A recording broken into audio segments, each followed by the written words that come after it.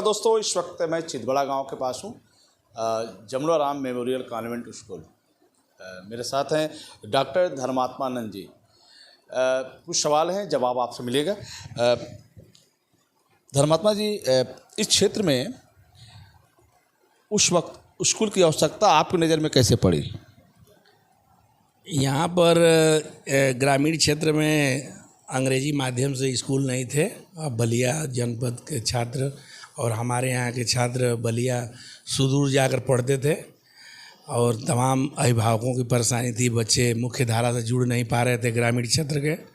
तो मेरे मन में आया कि ग्रामीण क्षेत्र के बच्चों को भी एक अच्छी गुणवत्तापूर्ण शिक्षा दिया जाए, जिसके वजह से हमने 2012 में इसका शिलान्यास किया था और 2016 में इसको राज्य सरकार से मान्यता लेकर के 1 से 8 तक अंग्रेजी माध्यम में हमने प्रारंभ किया था।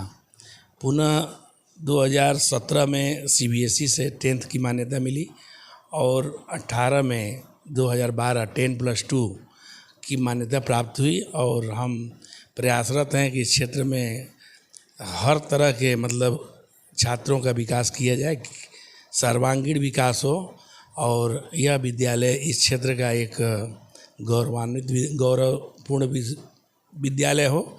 और हमारे विद्यालय को CBSE ने परीक्षा केंद्र भी स्थापित किया है। 3 वर्ष से हम लोग इस क्षेत्र के सभी छात्रों का केंद्र बना हुआ है। परीक्षाएं भी होती है, साथ साथ पठन पाठन भी होता है, साथ साथ अदर एक्टिविटीज़ भी होता है। और हमारे विद्यालय की बच्चियां सुदूर झारखंड से लेकर के भोपाल तक खेल में, अन्य एक्टिविटीज़ में आगे रही हैं। और अभी भी हम लोग प्रयासरत हैं कि हमारे छात्र जनपद का नाम करें, राष्ट्र का नाम करें और एक अच्छे मानव बन कर के देश की सेवा करें। और हम जो देश का मोदी जी का विज़न है 2047 के सशक्त भारत में इन बच्चों का योगदान हो सके, एक अच्छे मानव बन कर के भारत माता की सेवा कर सकें। यही मेरा उद्देश्य है कि ये अच्छे नागरिक बनाए जाएं। धर्मात्मा जी, ये जमुना राम की बात होती है, ये जमुना राम कौन थे? इनके नाम से इतना बड़ा स्कूल इस क्षेत्र में कैसे मन में आया, स्थापित कैसे हुआ?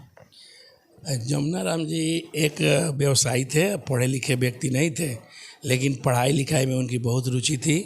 हमारे गांव में जो कुछ गरीब उनके पास आते थे, उनके शिक्षा के लिए वो आर्थिक मदद करते थे। उनसे हम लोग को प्रेरणा मिली कि इस क्षेत्र में कुछ हम लोग योगदान करें। उन्हीं के नाम से मैंने उन्हीं की स्मृति में इन संस्थाओं को स्थापित किया। और हमारे स्वर्गीय जमुना राम जी दादाजी का नाम हो सके यादगार में मैंने इस क्षेत्र को एक अच्छी शिक्षा का केंद्र बनाने का संकल्प लिया है। आप जमुना राम की तीसरी पीढ़ी हैं? हाँ, तीसरी पीढ़ी है। हमारे दादाजी थे और हमारे पिताजी 5 भाई थे।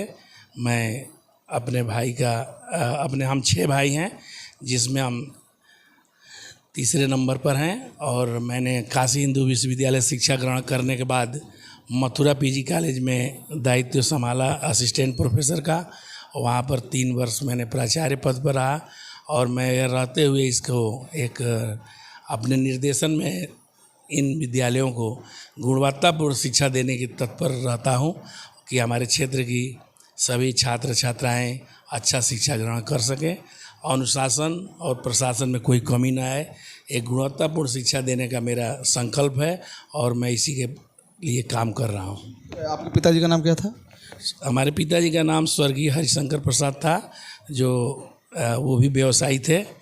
मेरे घर में सभी लोग व्यवसाय करते थे, लेकिन शिक्षा में वो लोग जुड़े रहते थे, मदद करते थे।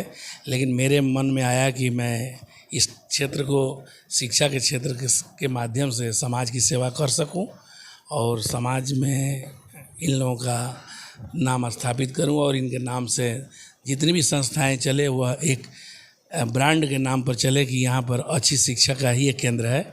इसमें पढ़ाई, अदर एक्टिविटीज़, एक अच्छा अनुशासन प्रशासन के अलावा कुछ भी यहाँ नहीं होता है और हम लोग इसी के लिए प्रयासरत हैं। स्वर्गीय हरिशंकर प्रसाद के नाम से भी कोई शिक्षण संस्थान है? मैंने अपने पिताजी के नाम से स्वर्गीय हरिशंकर प्रसाद जी की स्मृति में हरिशंकर प्रसाद विधि महाविद्यालय स्थापित किया है, जिसमें 180 सीट है, जो बार काउंसिल ऑफ इंडिया से अप्रूव्ड है और यूजीसी के 12B में भी युक्त है। और आगे हम लोग उन्हीं उसमें BA LLB की मान्यता के लिए प्रयासरत हैं। हमारे क्षेत्र के ग्रामीण क्षेत्र के जो बच्चे, गरीब बच्चे बाहर दूर जा कर के लाभ नहीं कर पा रहे थे, विधि की शिक्षा ग्रहण नहीं कर पा रहे थे, वो अब यहाँ से कर रहे हैं। और लगातार 3 वर्षों से हमारे महाविद्यालय से टॉप 10 में भी छात्रों की सूची विश्वविद्यालय में रहती है और 3 वर्षों से गोल्ड मेडल भी हमारे हरिशंकर प्रसाद विधि महाविद्यालय को जननायक चंद्रशेखर विश्वविद्यालय से प्राप्त हो रहे हैं।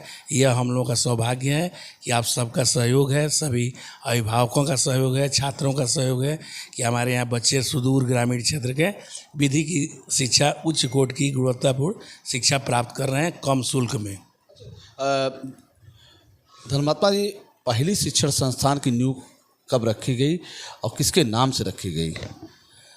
मैं 1999 में जब हमारे क्षेत्र की छात्राएं हमसे लोग कहते थे कि एडमिशन कराइए TD कॉलेज, SC कॉलेज, कहीं प्रवेश नहीं हो पा रहा था, तो उस समय हमने ये सोचा कि एक यहाँ पर शिक्षण संस्थान डिग्री का कायम किया जाए, स्थापित किया जाए। तो मैंने 1999 में बसंत पंचमी के दिन श्री जमुना राम स्नातकोत्तर में महाविद्यालय जो चल रहा है उसका मैंने स्थापना किया और उसका हम लोग 25वां वर्ष मना चुके हैं और 25 वर्ष में हज़ारों छात्र छात्राएं BA, MA, BTC, B.Ed की शिक्षा ग्रहण कर चुके हैं और क्षेत्र की छात्राओं को इससे बहुत ज़्यादा लाभ हो रहा है कि छात्राएं दूर नहीं जा पा रही थी। हमारे यहाँ छात्राओं की संख्या इस समय 80% है और ग्रामीण क्षेत्र की छात्राएं सुरक्षित आकर के पढ़ कर के जाती हैं, किसी को कोई डर भय नहीं है, सबको पूरी सुविधा कैंपस में दी जाती है।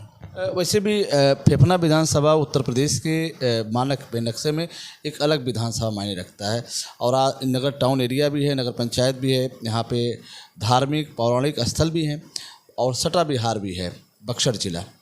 तो क्या आपके शिक्षण संस्थान में दूर दराज से भी बच्चे आते हैं कि बस लोकल एरिया पे ही हैं?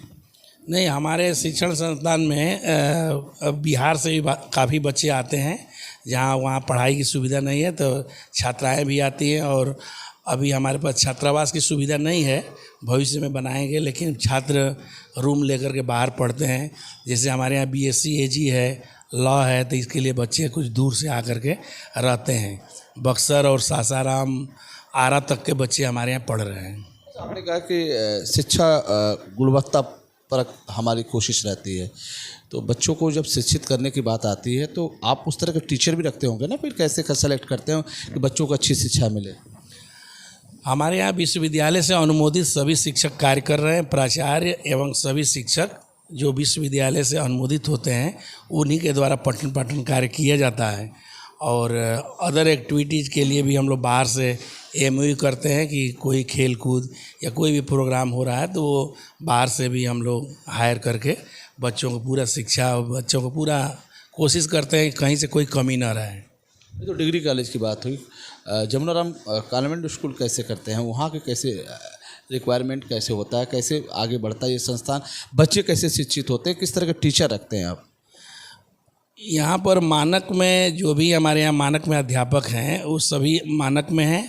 इसके अलावा जैसे कि हमारे यहाँ अदर एक्टिविटीज़ है, कंप्यूटर लैब हमारे यहाँ है, जो अत्याधुनिक कंप्यूटर लैब हम लोग बनाए हैं कि बच्चे इस समय आप जानते हैं कि पूरा देश में ऑनलाइन परीक्षाएं हो रही हैं। हमारे विद्यालय में कंप्यूटर लैब इस तरह का बनाया जा रहा है कि बच्चे अभी से ऑनलाइन परीक्षा की तैयारी करें कि किसी भी क्षेत्र में जाएँ तो ग्रामीण क्षेत्र के हमारे बच्चे प्रतियोगिता ऑनलाइन दे सकें।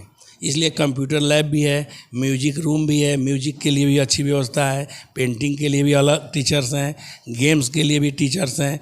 हर क्षेत्र के लिए हमारे पास अलग अलग अध्यापक और सुयोग्य अध्यापकों को रखा गया है जो छात्रों को अच्छा से अच्छा शिक्षा दे सकें। और जो हमारे यहाँ सबसे बड़ी ये है कि हम लोग प्रवेश परीक्षा के आधार पर एडमिशन लेते हैं। जो बच्चे ज़्यादा नंबर पाते हैं उनकी फ़ीस को हम लोग रिबेट करते हैं। अगर कोई लड़का डिस्टिंक्शन पा गया मेरे प्रवेश परीक्षा में तो उसकी शुल्क 50% तुरंत कम हो जाती है बिना उसके कहे ही, क्योंकि निरीह गरीब हमारे यहाँ हमारे यहाँ वही बच्चे पढ़ते हैं जो शहरों में जा नहीं पा रहे हैं। दरअसल हमारा ग्रामीण क्षेत्र है, ये सभी जो इर्द गिर्द के क्षेत्र है ये ग्रामीण क्षेत्र है। सभी लोग जो गार्जियन भेज नहीं पा रहे हैं छात्राओं को, उनकी है उसमें भी बहुत तेज़ हैं। पीछे हम कह सकते हैं कि हमारे विद्यालय का रिजल्ट 90+ 10th और 12th में बहुत अच्छा आ रहा है। ग्रामीण क्षेत्र की छात्राएं काफ़ी मेहनत कर रही हैं और बहुत जोश शोश के साथ पढ़ती हैं। आज ये विद्यालय एक मील का पत्थर बना हुआ है और इस ज़िले में हम लोग गुणवत्तापूर्ण शिक्षा देने के लिए एकदम तत्पर हैं कि किसी प्रकार से मुख्य धारा से बच्चे कम न हो, कहीं भी जाएं तो मुख्य धारा से जुड़ जाएं। 2-3 सवाल होंगे, आप काफ़ी लंबा जा रहा है। पहला है कि आप भी पूर्ण रूप से अवकाश ले चुके हैं। आपने बताया कि हाँ 30 जून के रिटायर होंगे, अभी कुछ दिन बचे हैं, 2 महीने बचे हैं, तो उसके बाद क्या आपका अगला एम होगा? मैं बहुत समय नहीं दे पा रहा था विद्यालयों को, लेकिन मुझे उम्मीद है कि मैं 30 जून को सेवानिवृत्त होने के बाद इन विद्यालय और महाविद्यालयों को और भी मजबूत और भी अच्छा बनाने का प्रयास करूंगा, क्योंकि मैं पूर्ण रूप से शिक्षा के क्षेत्र में योगदान देने के लिए संकल्पित हूं। मैं अपने को सेवानिवृत्त नहीं मानता हूं। बहुत बढ़िया, अच्छी सवाल है।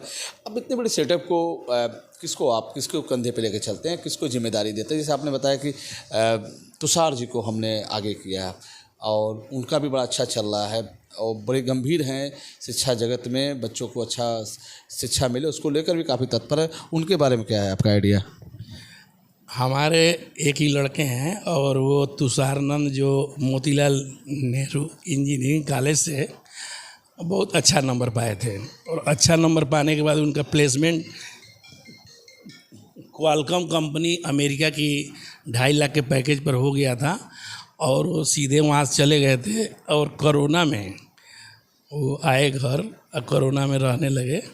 तो उनको भी लगा कि ये विद्यालय पापा बनाए हैं, चला नहीं पा रहे हैं, तो मुझे लगा कि इसको अच्छा से चलना चाहिए। पूरी कोशिश इस पर, तो उनको भी लगा कि देश की सेवा के लिए इतना किया गया है तो हम भी योगदान करेंगे। उन्होंने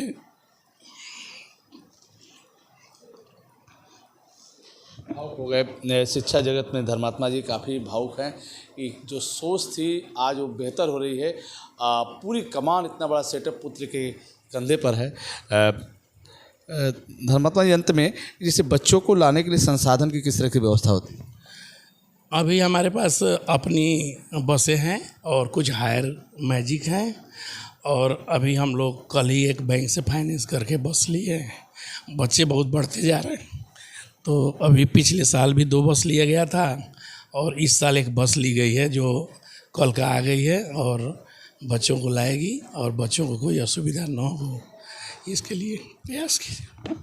बहुत बहुत धन्यवाद। बात हो रही थी डॉक्टर धर्मात्मानंद जी से। उन्होंने कहा कि शिक्षा जगत में कितना बेहतर हो सकता है। चितबड़ा गांव, ये स्कूल, ये कॉलेज, उसको लेकर पूरी तरह से गंभीर हैं।